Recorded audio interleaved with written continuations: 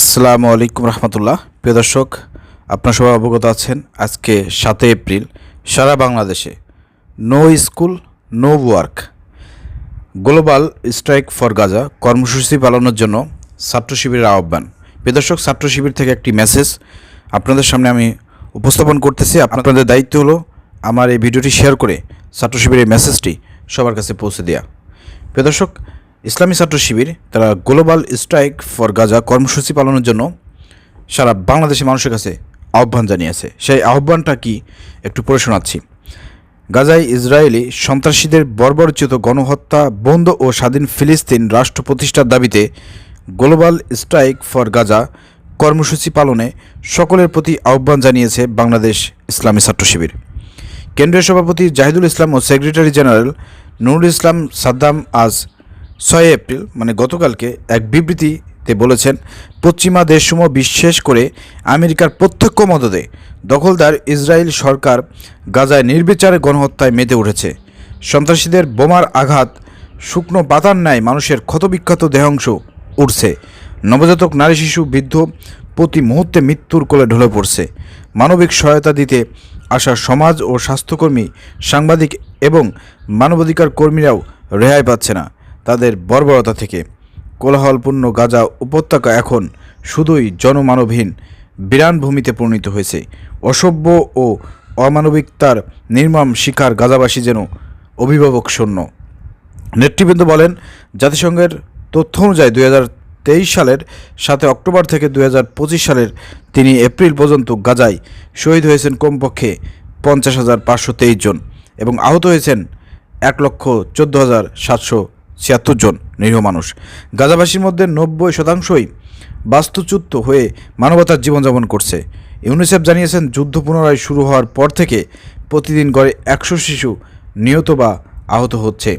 নেতৃবৃন্দ বলেন, বিশ্ব মানচিত্র থেকে মুসলমানদের পবিত্র ভূমির বিলীন হয়ে যাওয়ার নির্মম দৃশ্য দেখেও বিশ্ববিবেক আজ নির্বিকার।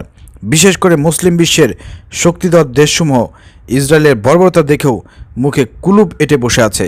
মুসলিম রাষ্ট্রসমূহের নির্লিপ্ততায় ইসরায়েলকে গণহত্যায় উৎসাহিত করেছে।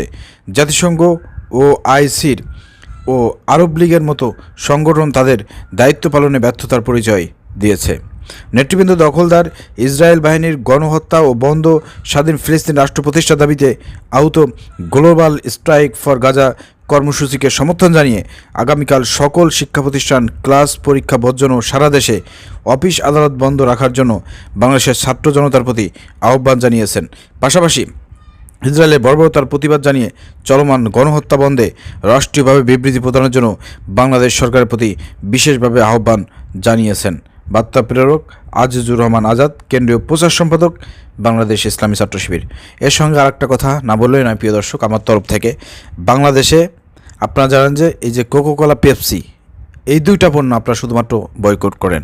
ইসরায়েলে অনেক পণ্য আছে, কিন্তু এই সারা বিশ্বে মুসলমান কান্ট্রিতে এই কোকোকোলার 7 আপ এটা যে পরিমাণ চলে, এটা যদি আমরা বয়কট করতে পারি, এটা যদি আমাদের বাংলাদেশে আমদানি এটা যদি আমরা বন্ধ করে দিতে পারি এবং এটা যদি আমরা খাওয়া বন্ধ করে দিতে পারি, তাহলে এ থেকে কিন্তু অর্থনৈতিকভাবে অনেকটা ক্ষতিগ্রস্ত আমরা করতে পারবো। এই কাজটা আমাদের জন্য খুবই সহজ।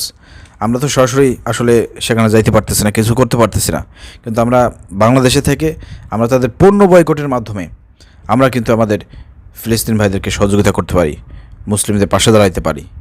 এই কাজটা সহজ, এই কাজটা আপনারা করেন। আপনাদের যদি বিবেক থাকে, এইগুলো দেখার পরেও যদি আপনারা এইভাবে এরপরেও যদি আপনারা কোকাকোলা, পেপসি খান, তারপরে 7 আপ খান, তার মানে আপনারা সেই গণহত্যার দায়ে কিন্তু আপনারা আসামি হবেন কাল কিয়ামতের দিন, মনে রাখেন। প্রিয় দর্শক, ছাত্র শিবিরের এই মেসেজটি আপনারা ছড়িয়ে দেন, ভিডিও শেয়ার করেন। আসসালামু আলাইকুম রহমতুল্লাহ।